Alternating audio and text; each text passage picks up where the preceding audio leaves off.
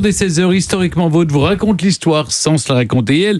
Elle nous raconte des histoires qu'il faut voir pour croire. C'est Clémentine Portier-Kaltenbach. Clémentine, aujourd'hui, vous n'avez pas pu le voir de vos yeux vus, mais vous avez tout lu à ce sujet. Vous nous racontez le coup d'État du 2 décembre 1851, il y a tout juste 170 ans. Ça, c'est des anniversaires que vous aimez célébrer quand Louis-Napoléon Bonaparte, président de la République, de la Deuxième République, décide de garder le pouvoir. Oh bah surtout quand c'est aussi merveilleusement raconté, là en l'occurrence par Nicolas Chaudin dans La Nuit des Aventuriers. Imaginez un soir de décembre, des hommes graves en noir, visage fermé, dans un petit salon tendu de satin parme, brodé d'argent, et là ils attendent.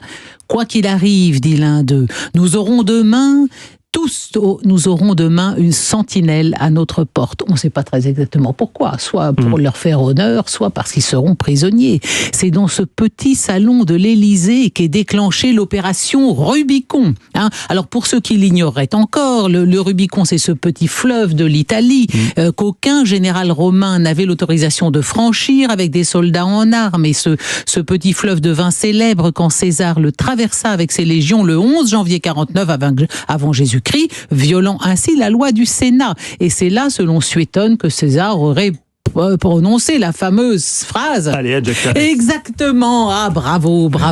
Alors l'opération Rubicon, donc il a franchi le Rubicon aussi. Vous connaissez bien Astérix. Oui. C'est donc un très bon nom pour un coup d'État, opération Rubicon. Et en l'occurrence, le Rubicon qu'il va s'agir de franchir ce jour-là depuis l'Élysée, c'est la Seine. Il faut circonvenir l'Assemblée nationale qui est hostile au prince-président et l'empêche de gouverner. Alors qu'il a été élu avec 74% des voix.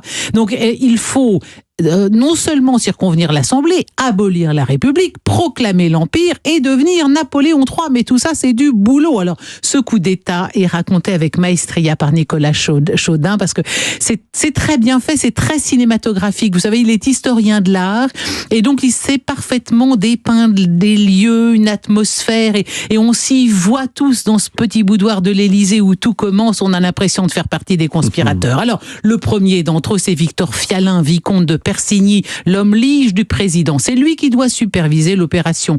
Il a déjà été de tous les coups de force manqués, parce que vous le savez sans doute, le prince-président Louis-Napoléon Bonaparte, il s'est déjà planté une fois en 1836 à Strasbourg, puis à Boulogne en 1840, ce qui l'a emmené au fort de Ham où il a été emprisonné plusieurs années. Lui, Persigny, ses coups d'état manqués l'ont emmené à la citadelle de Doullens. Il en est sorti qu'en 1848. Donc il a déjà fait pas mal de prison pour le compte de son champion. Et déjà, malgré tout, il est quand même visionnaire, parce qu'en 1837, il écrit à un de ses amis: tôt ou tard, nous mettrons nos pieds dans les traces du géant. Le géant, évidemment, c'est Napoléon Ier. C'est lui qui va superviser la prise du Palais Bourbon grâce à son bras armé, le colonel Espinasse, un bonapartiste exalté. Alors, essayez d'imaginer ça, le 1er décembre aux aurores. Les troupes du colonel Espinasse investissent l'Assemblée. Ils encerclent l'hémicycle. On s'empare des questeurs. On s'empare du commandant de la place. On expédie tout ce petit monde à la prison de Mazas. Il est 6h30 du matin et il n'a pas fallu 3/4 d'heure pour prendre possession de l'Assemblée nationale. Ça fait peur. Les questeurs étaient déjà réveillés à 6h30. Écoutez, non, ils sont allés sans doute les secouer. Alors il y a quelques députés qui sont évidemment tout émus, qui se précipitent à l'Assemblée, ils s'égosillent, ils éruquent dans l'hémicycle. Qu'est-ce que c'est que ça? Forfaiture. On les expulse à la force des baïonnettes. Ce fut par cette pantalonnade que prit fin la courte agonie de l'Assemblée nationale législative de la Deuxième République. Ça fait peur. Ensuite, alors, il faut procéder à quelques arrestations dans Paris. Ça, c'est le rôle de Charlemagne de Maupas, préfet de police. Il n'était pas préfet depuis 5 semaines, qu'il avait déjà épuré la police, muté les commissaires susceptibles de tiédeur. Il avait surtout épluché toutes les fiches de son prédécesseur pour savoir qui arrêter. On a constitué une cagnotte pour payer des indiques. Le Maupas, il va convoquer dans son bureau 40 commissaires à la préfecture. Chacun doit arrêter 2 personnes. personnes. Mais ils sont tous reçus séparément. Comme ça, quand vous êtes commissaire, on vous dit, vous allez arrêter 2 personnes, vous dites, bon oui, normal, mon boulot. Vous vous doutez pas du tout qu'en fait, on est en train de faire un gigantesque coup de filet dans tout Paris. Sur la liste des 78 noms, il y a Adolphe Thiers. Par contre, il n'y a pas Victor Hugo, mais Victor Hugo ne décolère pas. Quoi? Après Auguste, Augustule? Quoi? Parce que nous avons eu Napoléon le Grand, il faudrait que nous ayons Napoléon le Petit? Trêve de parodie. Pour que l'on puisse mettre un aigle sur le drapeau, il faut d'abord avoir un aigle aux Tuileries. Où est l'aigle? Donc le coup d'État, on le voit dans ce livre au fil des pages se déployer dans les règles de l'art, arrestation, appel aux Français imprimés dans la nuit en cachette et placardés dans tout Paris, l'Assemblée nationale est dissoute, le suffrage universel rétabli, l'état de siège est décrété dans tout le territoire. La veille, 1er décembre, que vous parliez de service militaire et moi de coup d'État militaire, 54 000 soldats sont entrés dans Paris, un soldat pour 20 habitants. Vous dois essayer d'imaginer un truc pareil aujourd'hui. Il y a une fusillade sur les grands boulevards. On dit que dans tout le pays, ça a fait 1000 morts, le coup d'État du 2 décembre 51 de Napoléon III. Arrestation de près de 24 000 personnes en 6 semaines. Ça bouchonne dans toutes les prisons. Bon, alors très vite, on en relâchera près de 10 000, mais on en déporte aussi en Guyane, en Algérie.